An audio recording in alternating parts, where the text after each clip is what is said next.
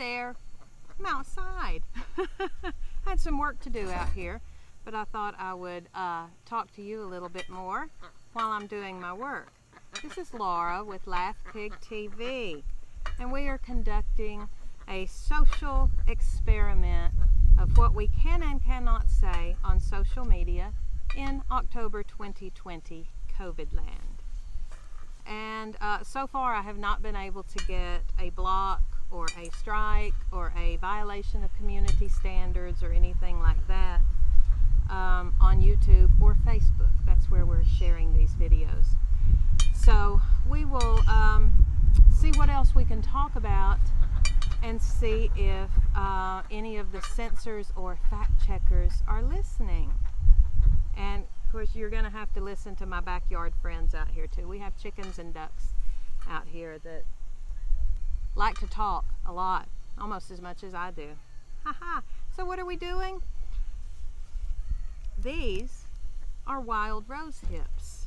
I have some big wild rose vines way down at the back of our property that produce beautiful wild roses in the spring that I get to make wild rose water and wild rose hydrosol out of to use in some of my homemade beauty products and skin products. And in the fall, much like other plants that flower in the spring with beautiful fragrant flowers to draw little winged pollinators to them, and then they make fruit after the flowers fall off. This is the fruit of the wild rose vine. Now, domestic roses are way bigger blossoms and have way bigger rose hips, but the beauty of wild things is wild things can grow anywhere, and they don't require fancy fertilizers and the perfect soil that often domesticated roses, I guess, do. These will grow anywhere, which means the medicine in these is really powerful. So what do you do with rose hips? My daughter said, do you eat them? Well, you could, but they're not very flavorful. But, thank you, Rodney. But if you ever see a vitamin C container, a lot of vitamin C bottles will say vitamin C with rose hips.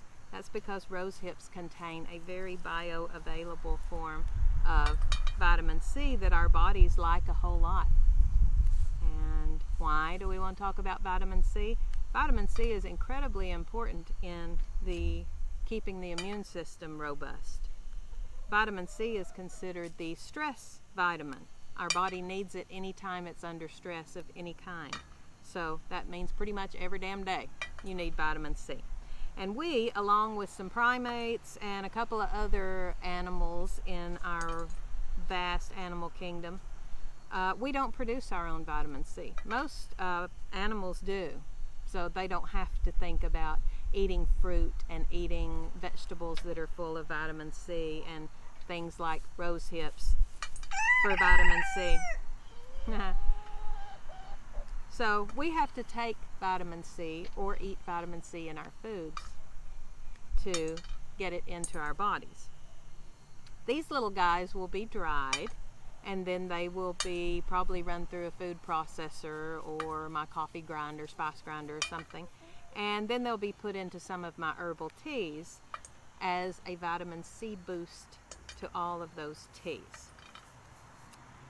What could we talk about with vitamin C that could possibly get us a strike or banned or something on social media? There's probably not anything actually about vitamin C I could talk about that's going to do that. But I did hear about a doctor down in Texas who had been posting what fabulous results she was having in treating COVID-19 with vitamin C, and I forget what else was on her regimen. And she was having great results, as have a whole lot of doctors over in Europe treating COVID-19 with vitamin C, big doses of vitamin C, and some other vitamins. So maybe this will be enough to do something. This is the official treatment protocol from a group of natural medicine doctors that my doctor happens to belong to, that is worldwide. And for places that don't have access to drugs, the big fancy drugs that they've been giving people for COVID-19, these are really easy things to find. And if you think you've been exposed to COVID-19, this is what you start taking. You take 10,000 milligrams of vitamin C. That's a lot. That's a lot. But this is what will knock a virus down. If you get a cold, you take that much vitamin C. Hi, Marmalade. How are you? You want some of those? Go ahead. They're good. So yeah, vitamin C. Anytime you get sick, you get the flu, you get the cold, take you a bunch of vitamin C. That's going to knock out a virus faster than anything. What's next? Oh, 5,000 international units of vitamin D, because we know how good vitamin D is for the immune system. 25 milligrams of zinc. Evidently, we are sadly deficient in zinc in our country, mostly because it's been depleted out of our soils and all, but zinc is another big immune system builder. What a smart chicken you are to be eating some rose hips. Yeah, they're good, aren't they? And the last one is not going to sound real familiar to a lot of people that don't know about herbs. This is Artemisia annua, or sweet Annie. It's a form of mugwort. It's one of in the mugwort family. Herb-wise. You want some help?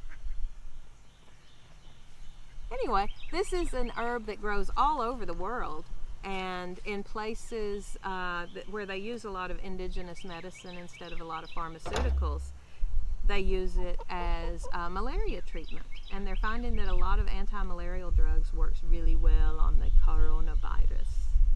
So I happen to have the dry herb that I can make into tea, and I have a tincture, which is, a herb soaked in alcohol and a little bit stronger. So I'm prepared. If we get exposed to the coronavirus, I'm prepared here at home. Are you prepared, or are you waiting for a miracle drug? Are you waiting for the vaccine before you feel like you can take care of yourself against the coronavirus? Anyway, this doctor in Texas that has been showing everyone what she's doing with vitamins and natural things to treat the coronavirus has also been blocked off of, I don't remember if it was Twitter or Facebook or YouTube or wherever. Where are you going, babe? You want over here? Well, let me get out of your way. So she got blocked, so I'm wondering if me talking about alternative protocols to the mainstream, this is how you treat coronavirus. Let's see if it makes any difference. All right? So we've now talked about rose hips. Here's to rose hips and to chickens. I'm going to sign off for now and continue what I was doing. I think we may do one later about what I'm seeing that is really riling the most people up in general. I don't know if it's riling up the censors and all, but it's definitely riling up the general public, is the debate between masks, non-masks, mask mandates, not mask mandates, blah, blah, blah. That's what seems to be getting people really, really fired up, is when you dare to question the whole mask mandate thing. So we may talk about that later and see what happens. But for now, I'm getting back to my rose hips. Have a great afternoon. This is Laura from Laugh Pig doing the social experiment of what can we say and what can we not say on social media in October of 2020. Have a great afternoon. Bye-bye.